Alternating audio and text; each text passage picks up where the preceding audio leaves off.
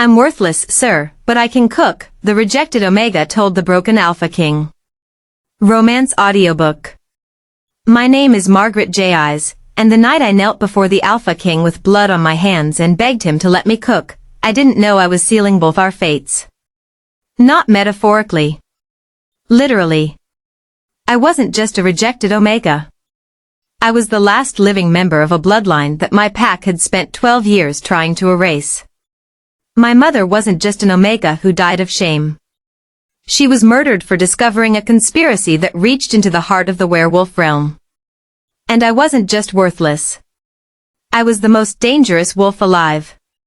But I didn't know any of that when they dragged me into the clearing, threw me at the Alpha King's feet, and told him to kill me for trespassing on sacred ground during a blood moon. I didn't know when I looked up into those ice blue eyes, cold as winter frost and twice as deadly, and saw my own death reflected back. I only knew 3 things: I was starving, I was bleeding, and I had one skill no one could take from me. So when Alpha King Whitemore asked me, "What can you offer a king who has everything and wants nothing?" I didn't beg for mercy. I didn't cry. I didn't pray. I looked into those eyes and whispered the only truth I had left. I'm worthless, sir, but I can cook.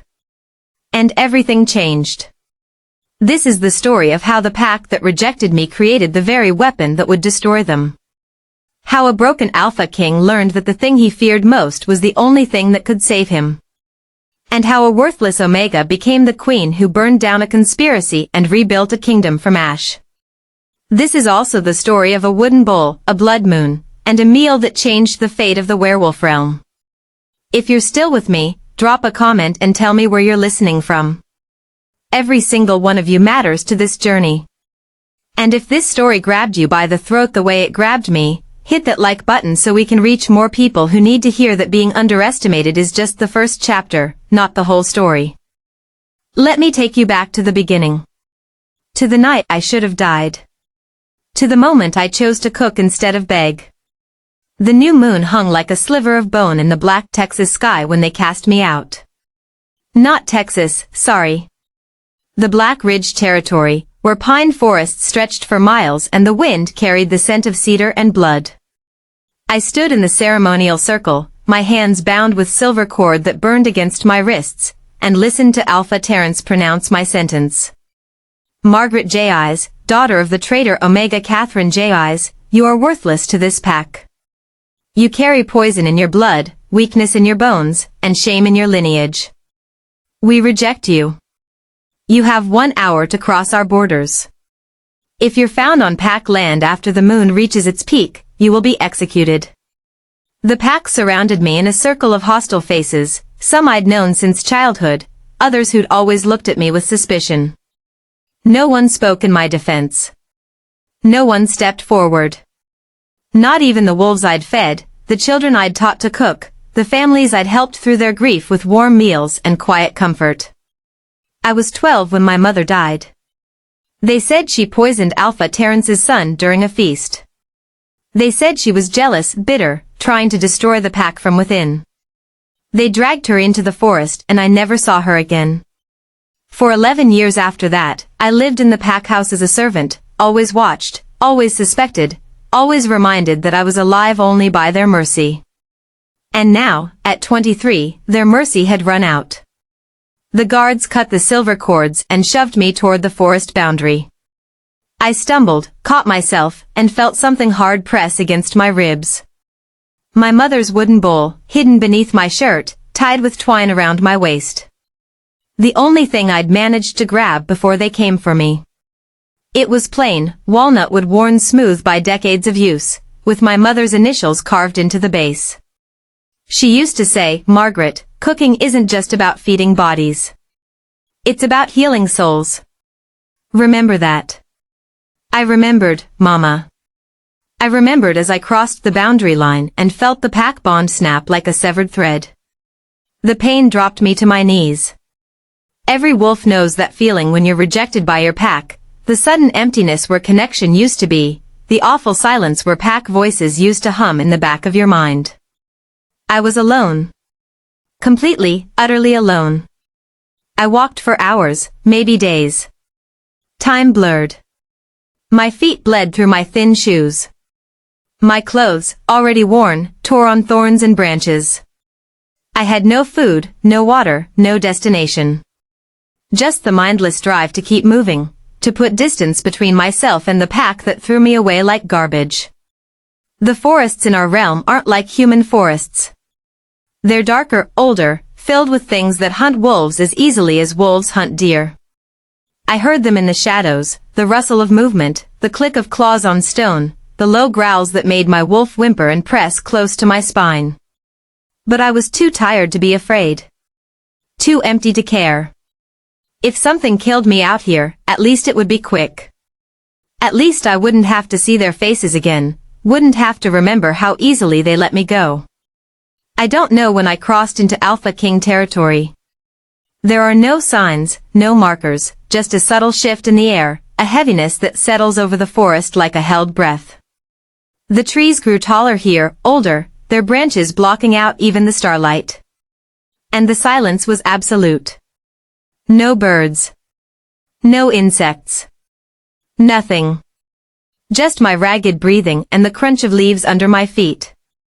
That's when I saw the light. Not sunlight, it was still deep night. This was silver light, cold and pure, spilling through the trees ahead.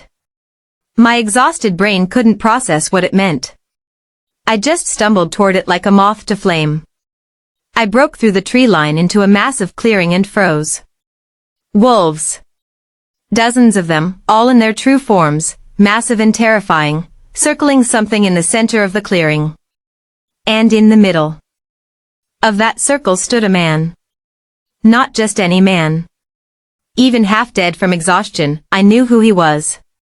Alpha King Whitemore. He stood 7 feet tall if he stood an inch, bare-chested despite the cold, wearing only dark pants and boots.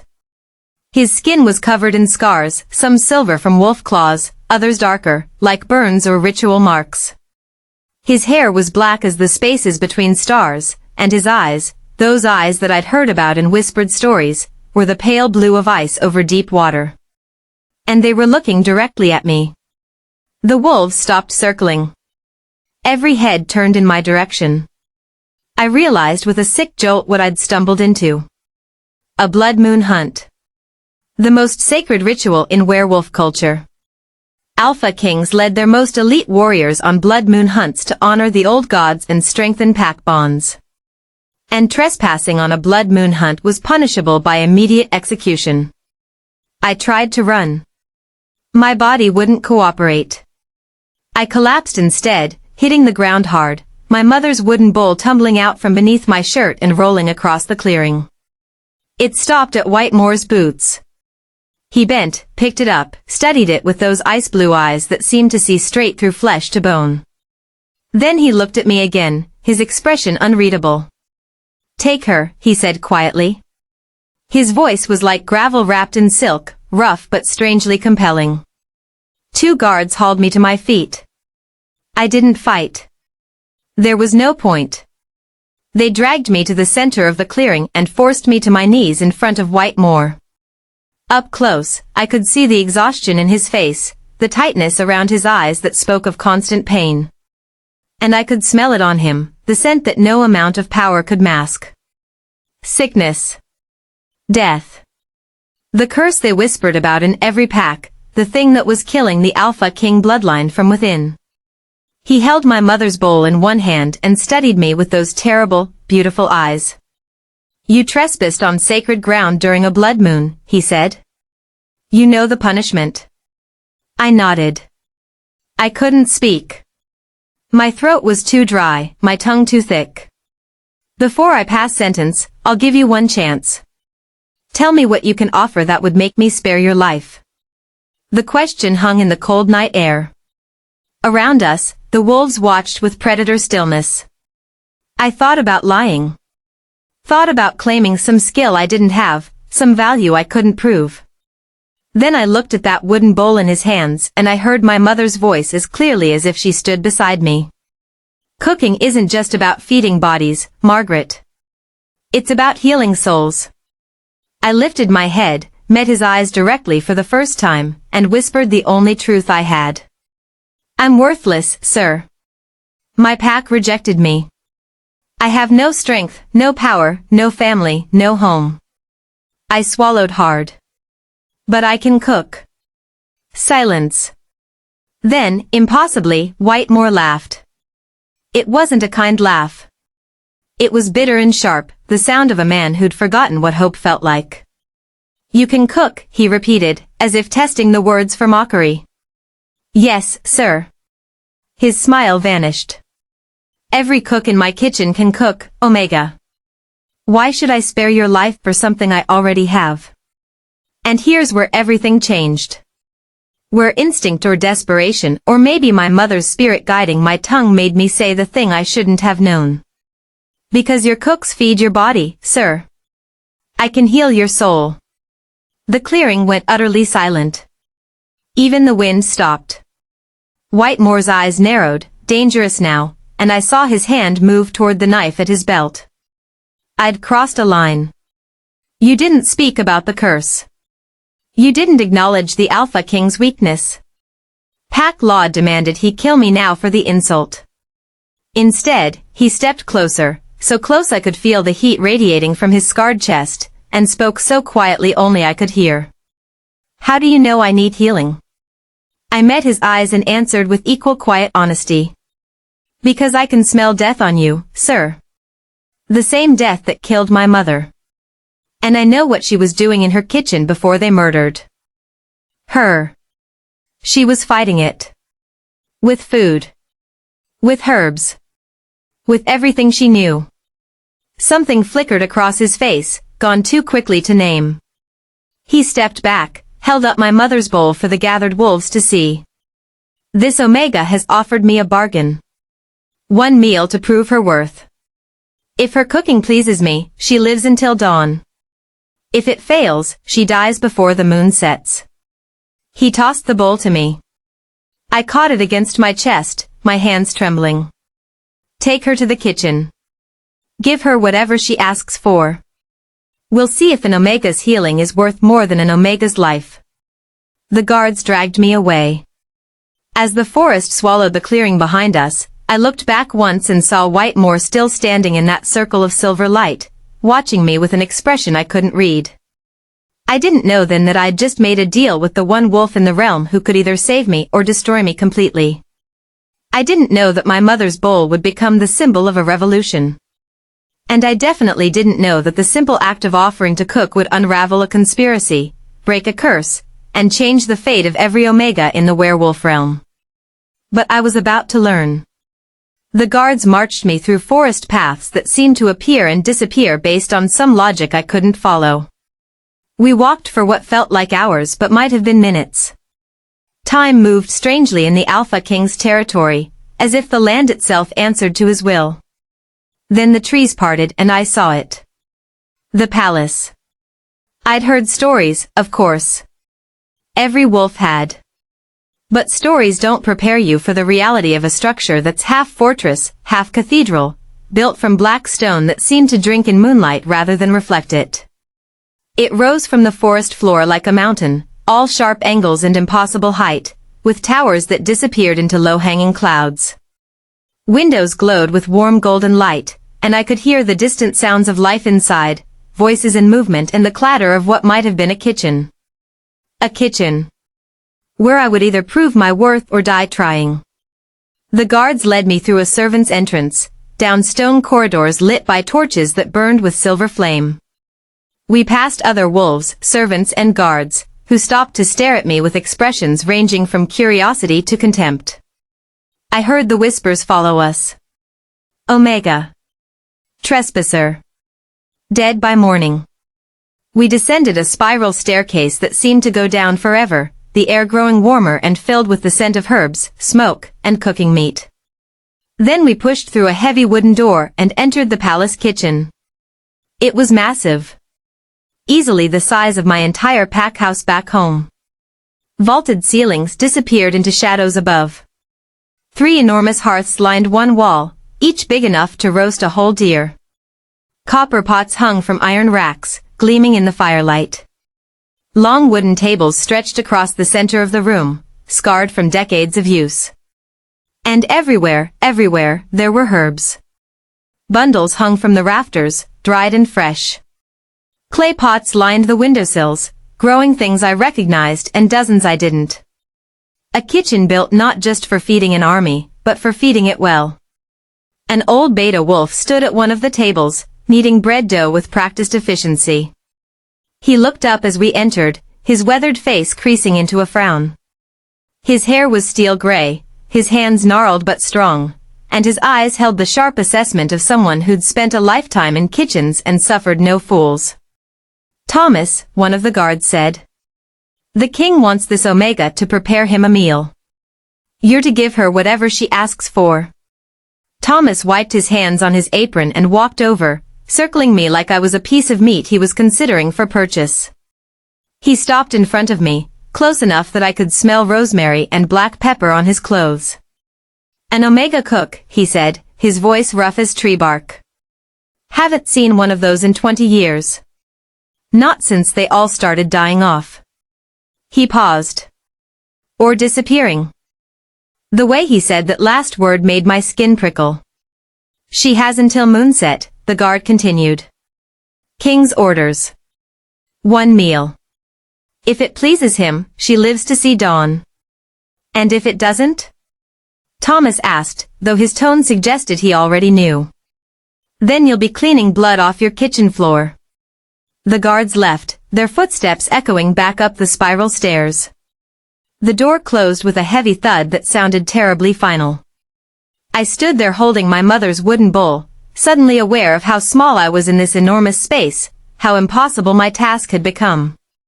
Thomas returned to his bread dough, working it with steady rhythm. "Well," he said without looking at me. "You going to stand there until moonset, or are you going to cook?" I moved to the nearest table, set down my mother's bowl, and tried to think. My hands were shaking. My mind was blank with exhaustion and terror.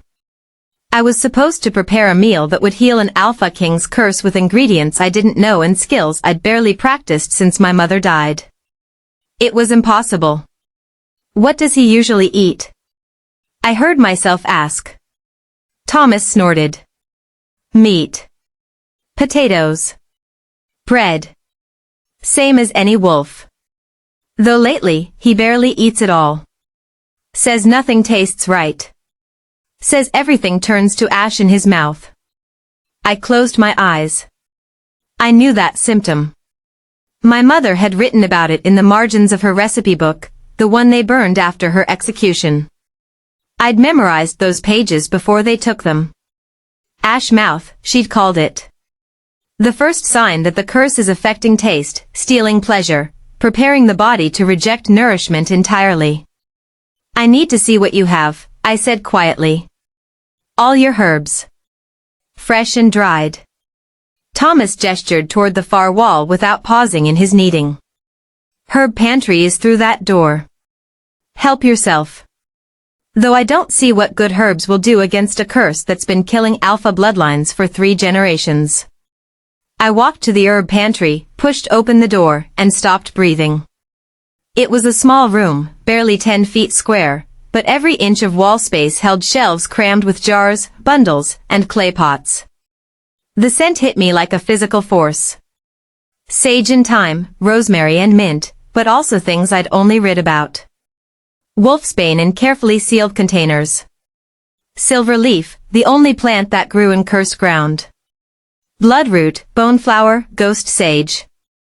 Dozens of others I couldn't name. My mother would have wept to see this collection.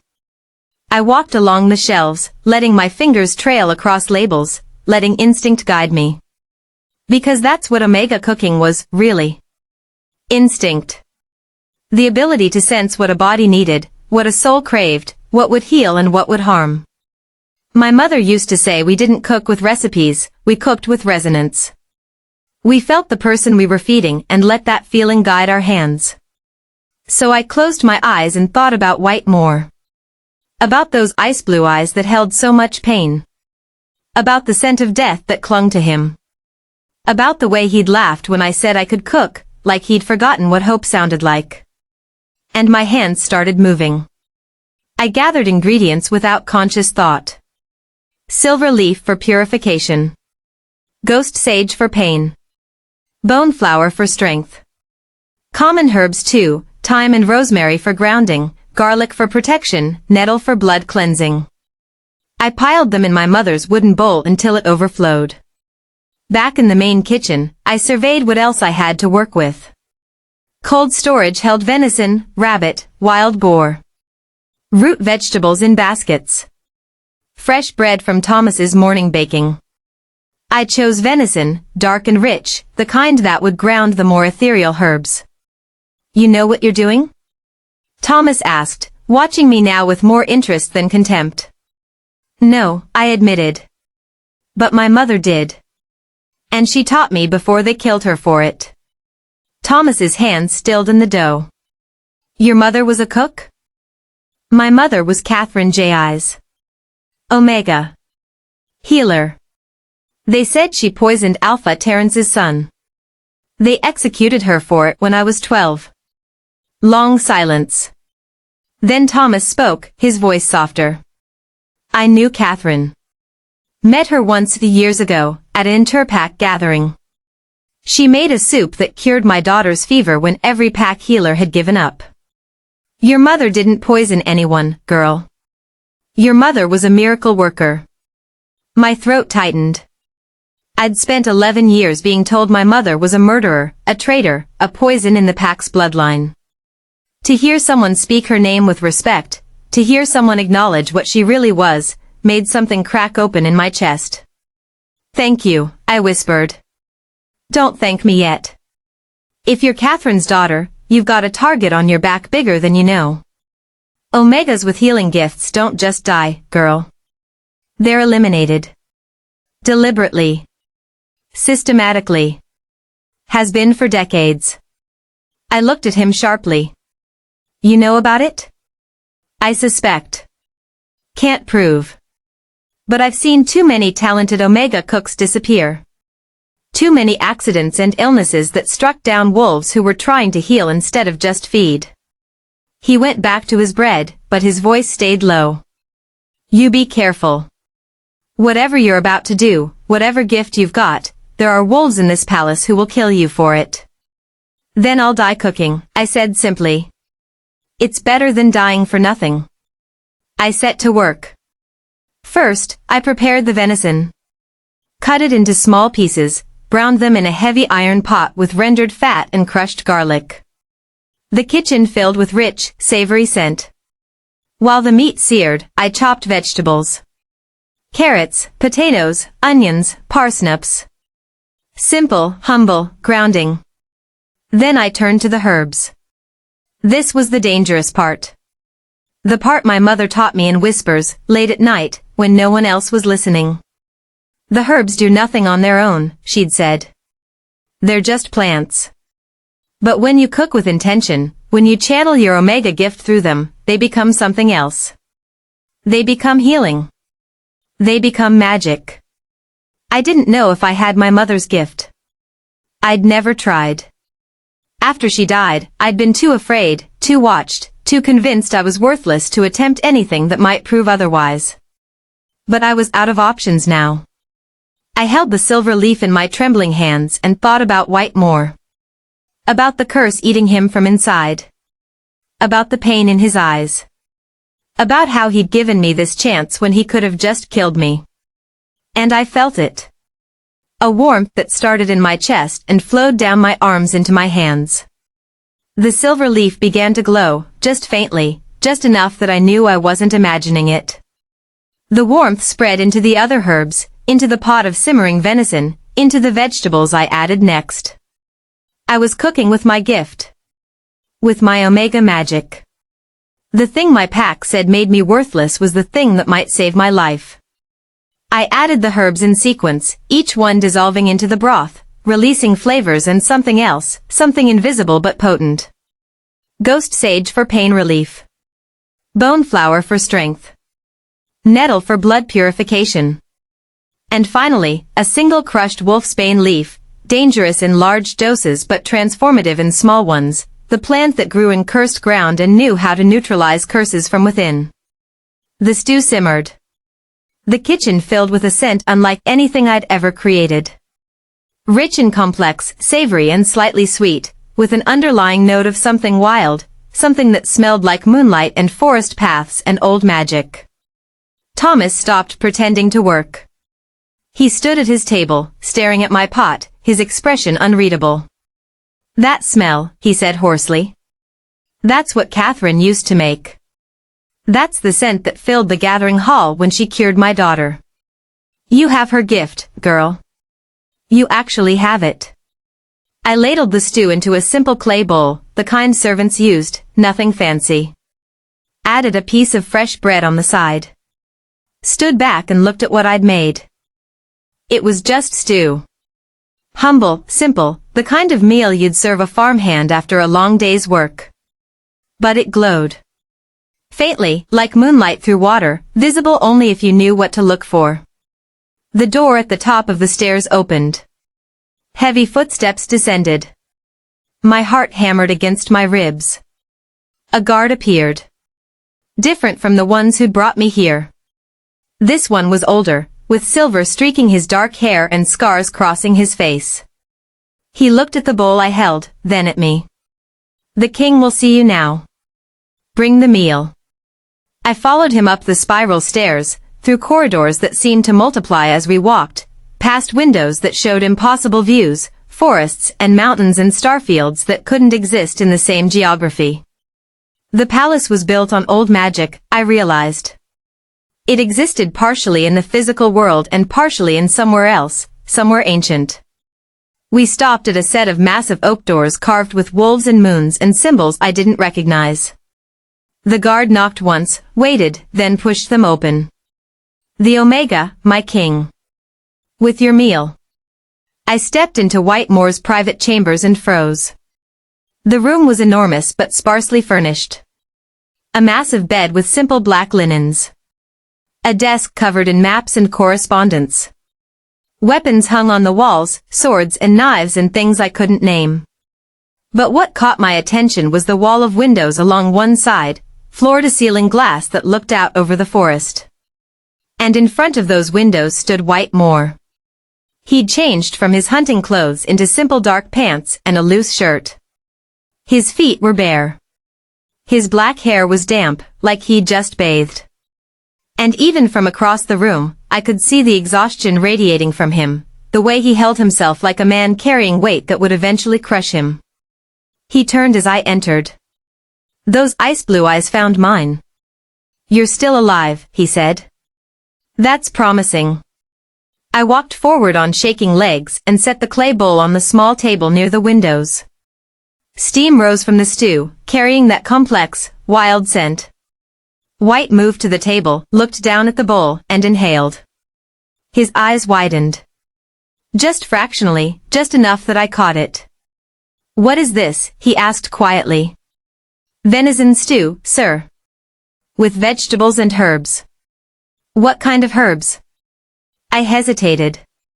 Telling him would reveal what I'd done, would confirm I'd used Omega healing magic. If he believed Omegas were the source of curses rather than the cure, he'd kill me immediately. But I'd come too far to lie now. Silver leaf for purification. Ghost sage for pain. Bone flower for strength. Nettle for blood cleansing. And wolfsbane, just a touch, for curse breaking. Silence. He stared at the bowl like it might bite him. "You put wolfsbane in my food." "A single crushed leaf, sir. Not enough to poison. Just enough to neutralize what's killing you from within." His head snapped up. "You don't know what's killing me." "I do, sir. Because it killed my mother. The same curse. The same symptoms. Ash mouth, bone pain, exhaustion that no sleep can cure, and eventually, the internal rot that healers can't see but Omegas can smell." I was gambling everything on this moment. On the hope that he wanted truth more than he wanted to maintain the lie. He sat down heavily in the chair, still staring at the bowl. "If you're wrong, you've just killed an alpha king. They'll burn you alive for it. If I'm wrong, sir, I'll already be dead. You said I had until moonset. The moon will set in less than an hour. This is my one chance. He picked up the spoon. Looked at me one more time. Why should I trust you? Because I have nothing to gain by poisoning you and everything to gain by healing you. Because my mother died trying to break this curse and I won't let her death be meaningless. And because somewhere deep down, underneath all the pain and prejudice and fear, you already know that omegas aren't the source of your curse. We're the cure you've been killing for 3 generations. Whitemore held my eyes for a long moment. Then he dipped the spoon into the stew and brought it to his lips. Time seemed to stop. He swallowed. Closed his eyes. And went utterly still. I watched in terror as seconds stretched into minutes. His breathing deepened. His shoulders, which had been rigid with tension, slowly relaxed. The lines of pain around his eyes smoothed out.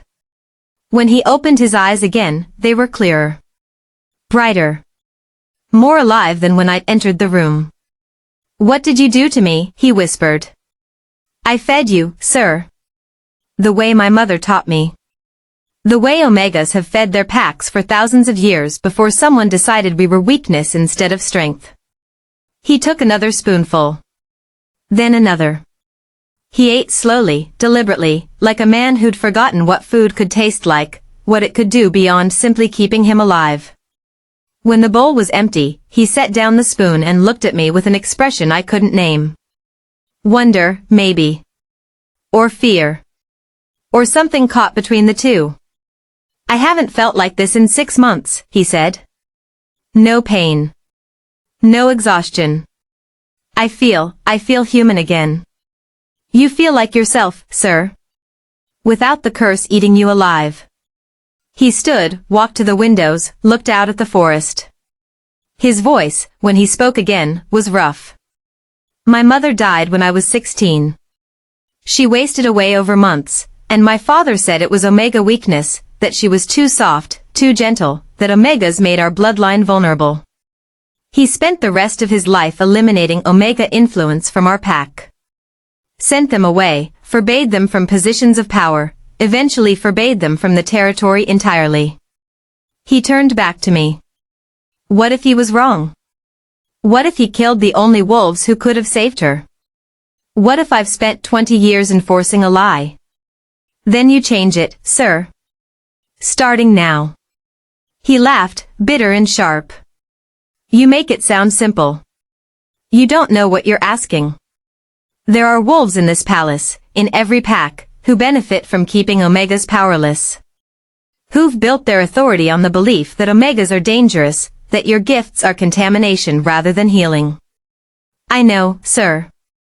Because they killed my mother to maintain that lie. And they'll kill me too if you let them.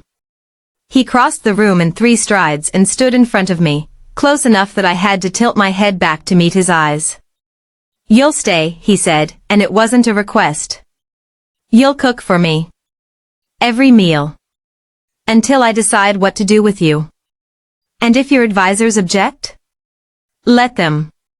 You're under my protection now. Anyone who touches you answers to me. Relief flooded through me so intensely my knees nearly buckled. I was alive. I would see dawn. I had a purpose, however temporary. Thank you, sir. Don't thank me yet, Omega.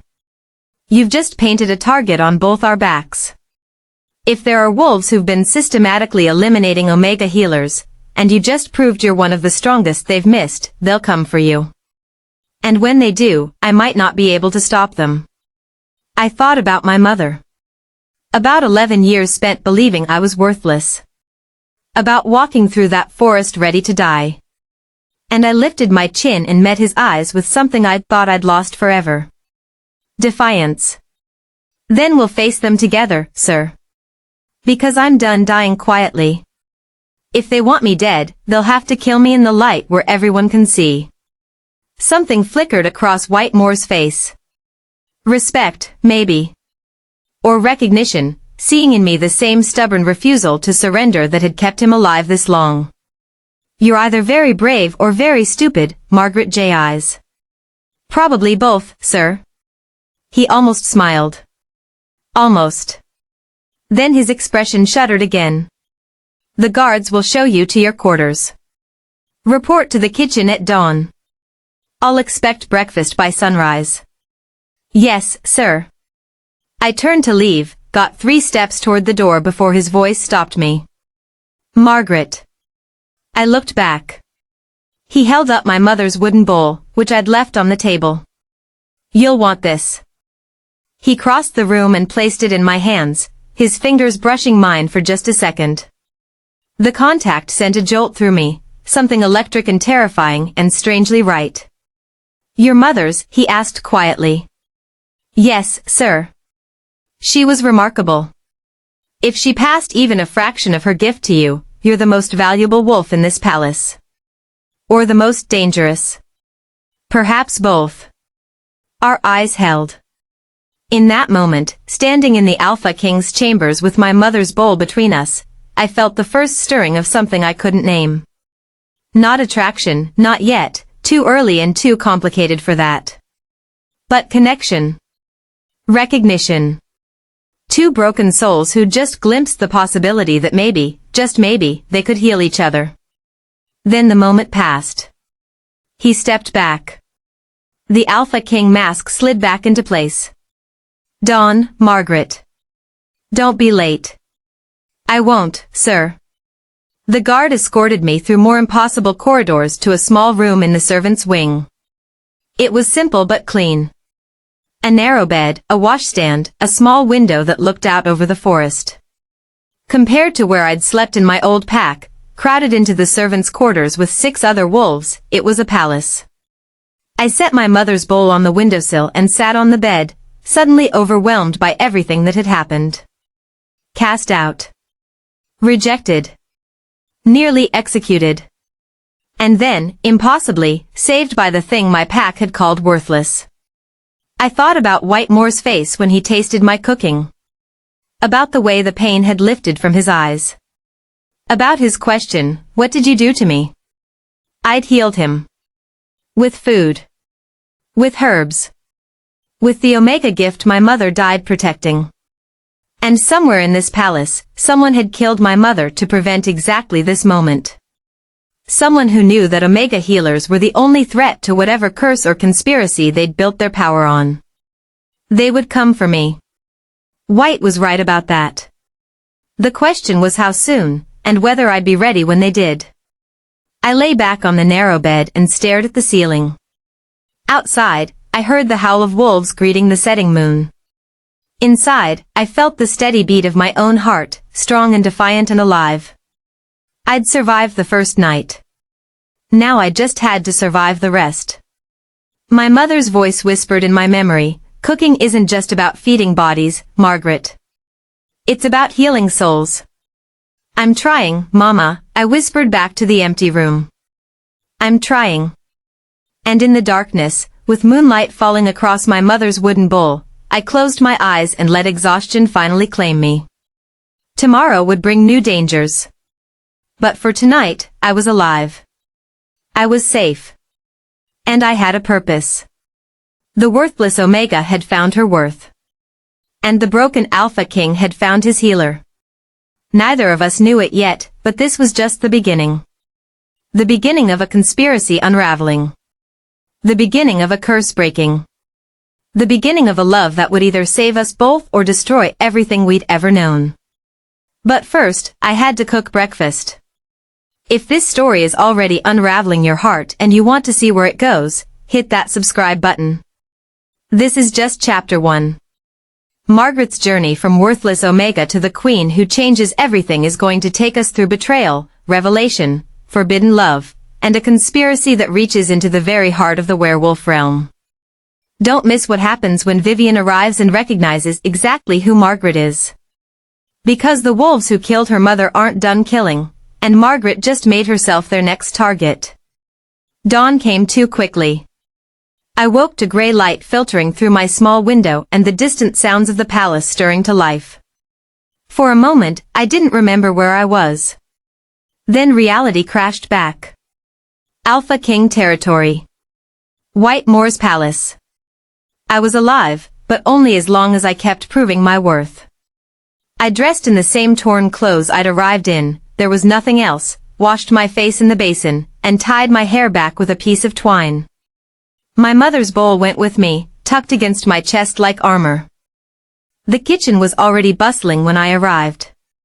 Thomas stood at the main hearth, directing two younger wolves who were stoking the fires. He glanced up as I entered, his expression unreadable. "You're alive," he said simply. "The king wants breakfast." I heard. Word travels fast in a palace. He gestured toward the cold storage.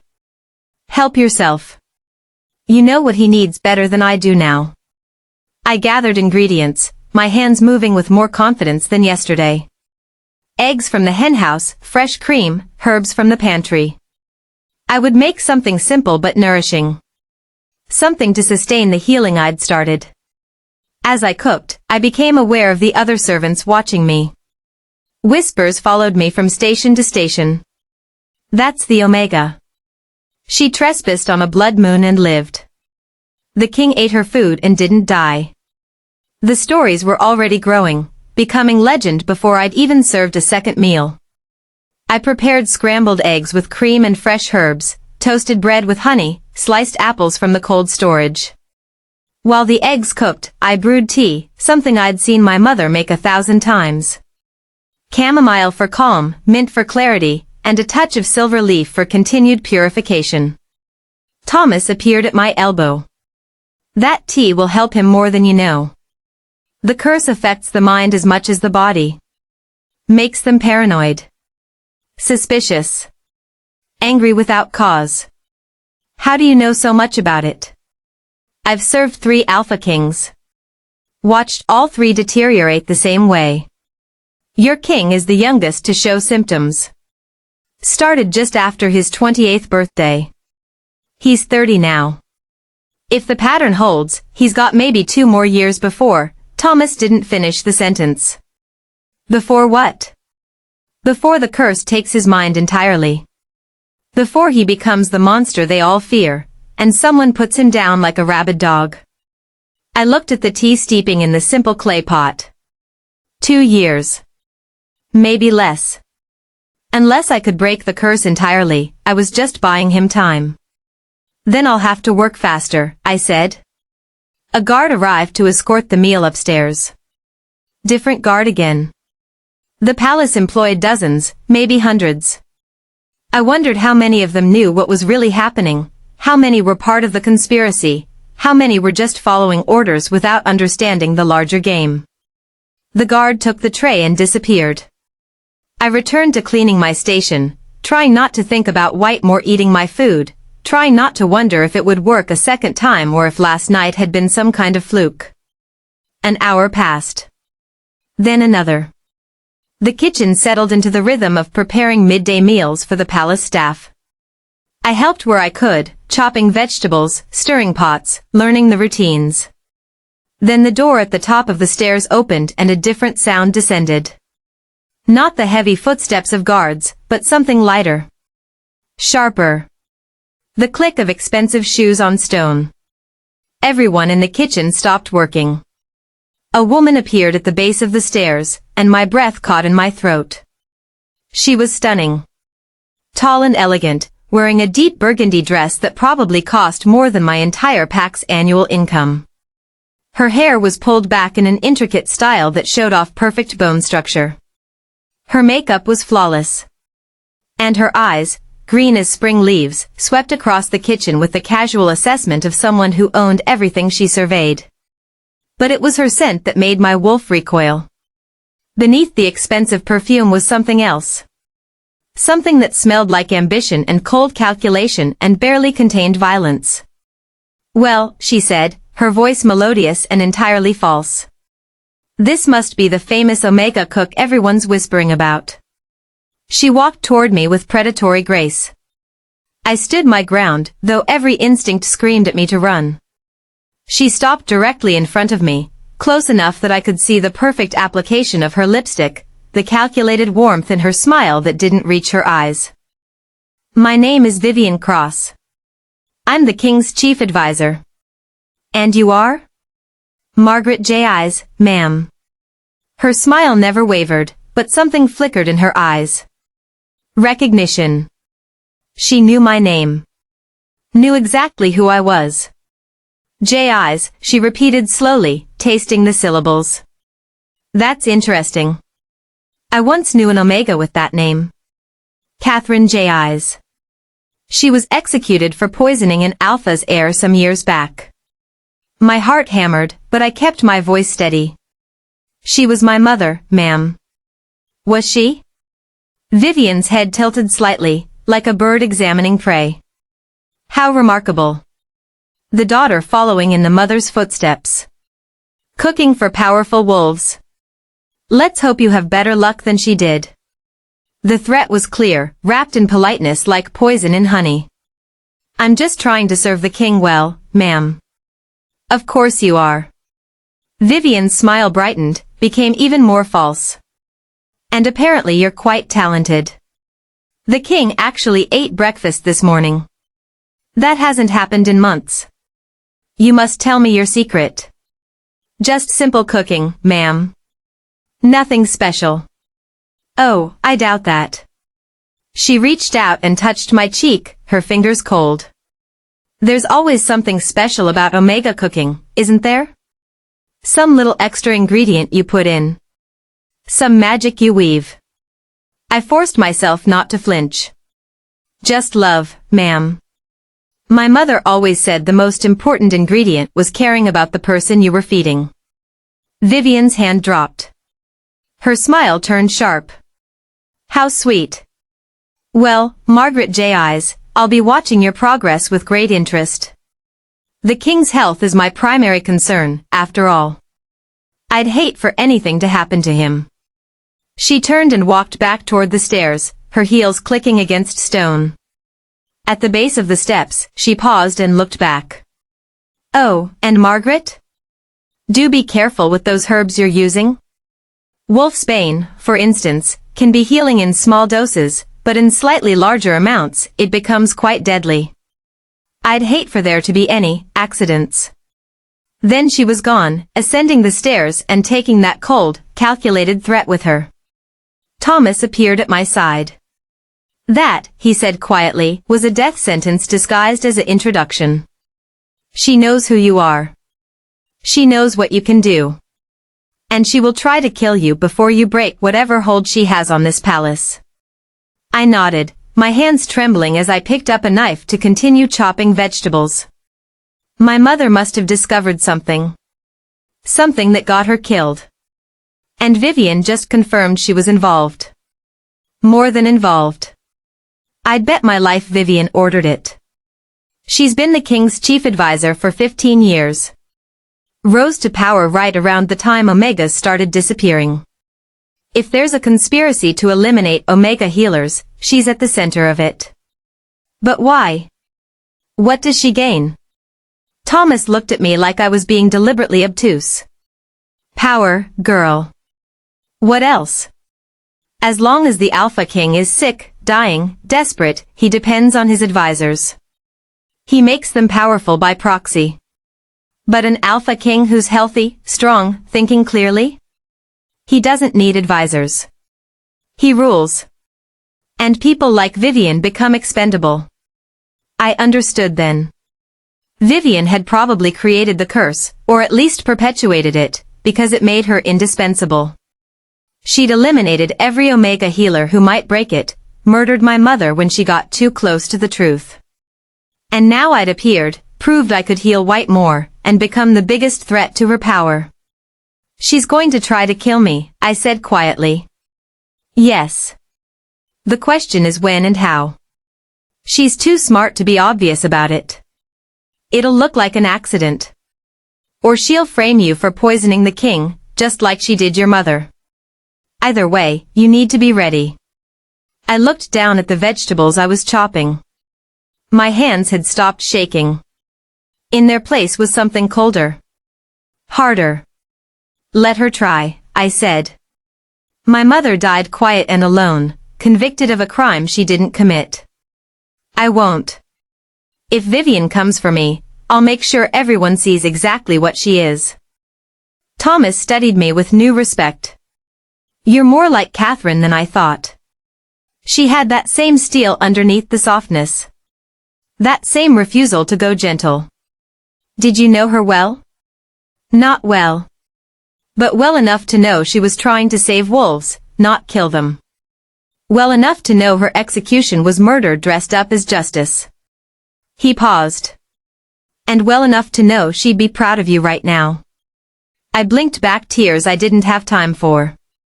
Thank you. The rest of the day passed in tense routine. I prepared lunch for Whitemore, another simple meal designed to continue the healing. Chicken soup with vegetables and the same carefully balanced herbs. The guard took it up. An hour later, the empty bowl returned with a message, dinner at sunset. The king requests your presence to discuss your permanent position. My permanent position. That meant I'd passed the test. I would live beyond tonight. But it also meant Vivian would escalate. As long as I was temporary, I was a curiosity. The moment I became permanent, I became a threat that needed eliminating. At sunset, I prepared the most important meal yet. Roasted venison with herb crust, roasted root vegetables, bread still warm from the oven. And for dessert, something my mother used to make, honey cakes with lavender. Simple but meaningful. The guard who came to escort me upstairs was the same silver-haired one from last night.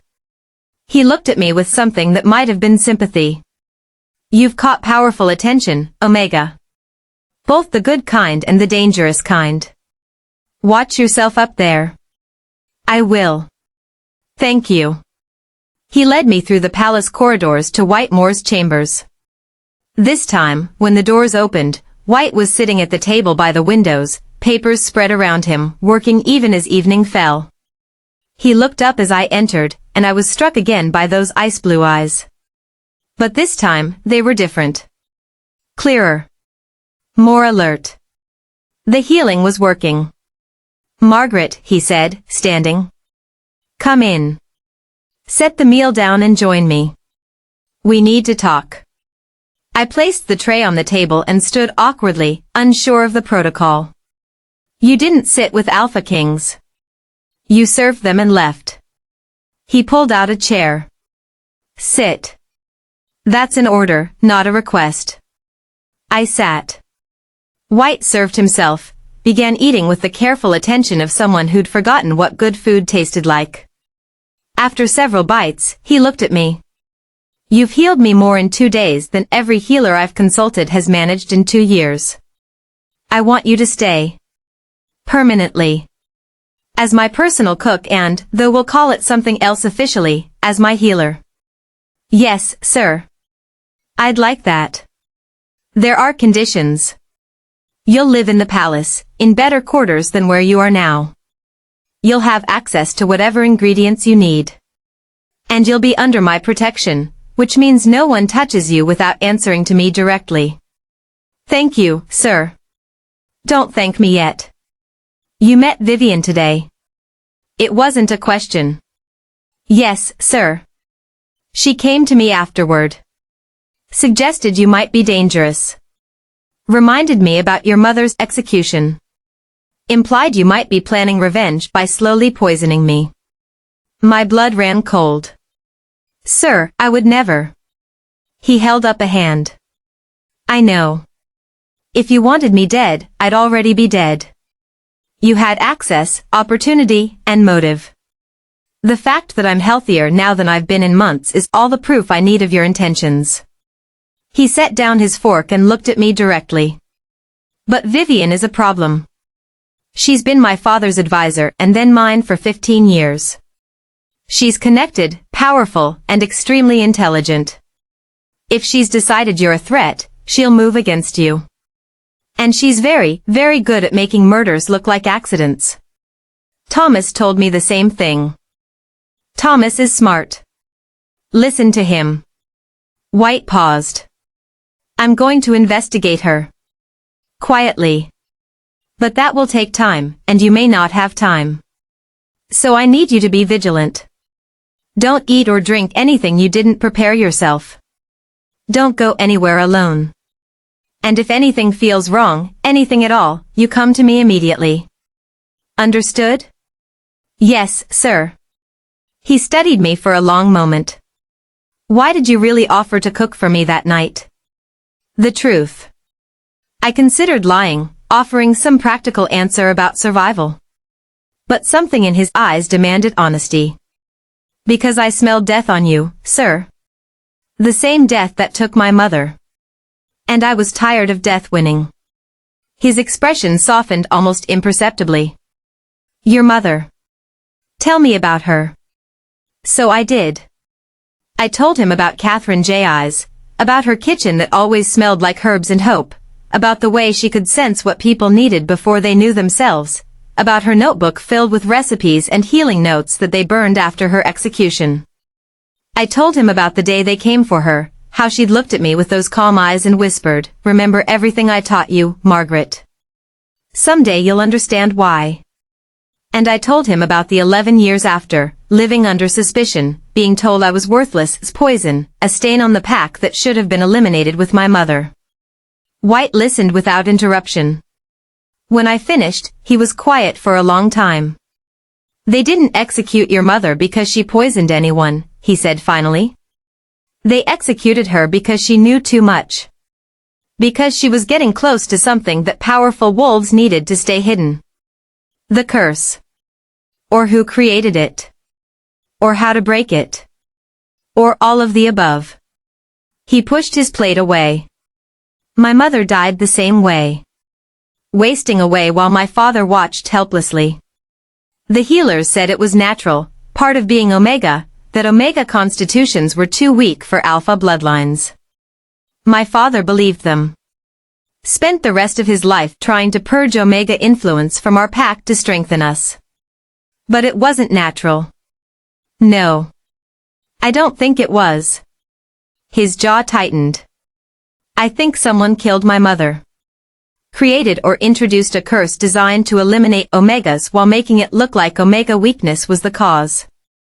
Brilliant, really.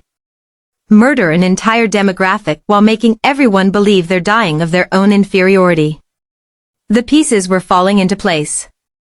And then anyone who figured it out, like my mother, was silenced. Permanently. Labeled a poisoner or traitor. Executed before they could expose the truth. White stood, walked to the windows, looked out at the darkening forest. Do you know how many Omega healers existed in the werewolf realm 50 years ago? No, sir. Thousands. In every major pack. They were respected, valued, essential. Today? I'd be surprised if there are 50 left alive. And most of those are in hiding, too afraid to practice their gifts openly. Genocide, I whispered. Systematic elimination disguised as natural selection. He turned back to me, and his eyes held a fury I hadn't seen before. And I've been complicit. I've enforced my father's laws. I've believed the lies. I've let it continue. You didn't know. I should have known. I'm an Alpha King. It's my job to know. His hands clenched. But I'm going to fix it. Starting with you. You're going to heal me completely, break this curse, and then we're going to expose everyone involved. We're going to drag this conspiracy into the light where everyone can see it. That's going to make a lot of powerful wolves very angry, sir. Good. Let them be angry. Let them try to stop us. Because the alternative is letting more Omegas die, letting more lies spread, letting more wolves like my mother and yours be murdered for trying to heal instead of harm. His passion was intoxicating. For the first time since my mother died, I felt like someone understood. Like someone was on my side. I'll do everything I can, sir. Whatever you need. He crossed the room and stood in front of me. Close enough that I could see the silver scars on his arms, the evidence of battles fought and survived. Close enough that I could smell cedar and smoke and something uniquely him. What I need, he said quietly, is for you to stay alive. Because you're not just a cook, Margaret. You're evidence. Living proof that omegas can heal what everyone says is incurable. If they kill you, they kill that proof. So you will be careful. You will be smart. And you will trust no one except Thomas and me. Agreed? Agreed. His hand reached out, hesitated, then gently touched my shoulder. The contact sent warmth through me, unexpected and powerful. You remind me of her, he said softly. My mother. She had that same quiet strength. That same refusal to be diminished by wolves who wanted her small. I'm sorry you lost her, sir. I'm sorry you lost yours. His hand dropped. But maybe together we can make sure no one else loses theirs. Maybe we can actually change things. I'd like that. The moment stretched between us, charged with possibility and danger and something neither of us was ready to name. Then White stepped back, the Alpha King mask sliding back into place. It's late. The guard will show you to your new quarters. They're in the East Wing, closer to the kitchen but also closer to my chambers. Safer. Thank you, sir. I stood, gathered the empty dishes, and turned to leave. At the door, I paused and looked back. White stood at the windows again, silhouetted against the rising moon. He looked like a king from legends, powerful and tragic and utterly alone. Sir? Yes? I'm glad I offered to cook for you. Even if it's dangerous. Even if it gets me killed. I'm glad. He didn't turn around, but I saw his shoulders tighten. So am I, Margaret. So am I. The guard led me to my new quarters, and I was shocked by the difference. Not a servant's cell but an actual room. A real bed with soft linens. A fireplace. A window seat that looked out over the forest. A private washroom. It was more space than I'd ever had in my entire life. I set my mother's bowl on the windowsill and sat on the bed, overwhelmed by everything that had happened. 2 days ago, I'd been cast out to die. Now I was living in a palace, healing an Alpha King, and uncovering a conspiracy that had killed my mother. It was too much. Too fast. Too impossible. But it was also real. I lay back on the soft bed and stared at the ceiling. Outside, wolves howled at the rising moon. Inside, I felt the steady beat of my own heart, stronger now, more certain. Tomorrow would bring new challenges. Vivian would make her move. The conspiracy would fight back. Danger would come from directions I couldn't anticipate. But tonight, I was alive. I was safe. And I had an ally more powerful than any I could have dreamed of. The worthless Omega and the broken Alpha King against the wolves who'd tried to destroy them both. It should have been impossible. But my mother had taught me that healing always seemed impossible until it happened. That the strongest magic came from the most unlikely sources. That sometimes the thing everyone dismissed as worthless turned out to be the thing that saved everything. I closed my eyes and whispered into the darkness, I won't let you down, Mama. I promise. I'll break the curse. I'll expose the truth. And I'll make them remember that Omegas were never the weakness. We were always the strength they were too afraid to acknowledge. In the moonlight, my mother's wooden bowl seemed to glow faintly, as if blessing my vow. And somewhere in the palace, Vivian Cross stood at her own window, planning murder with the same careful precision she'd used to kill my mother. The battle lines were drawn. The war for truth had begun. And I, Margaret J. Eyes, the rejected Omega who could cook, was about to become the most dangerous wolf in the realm.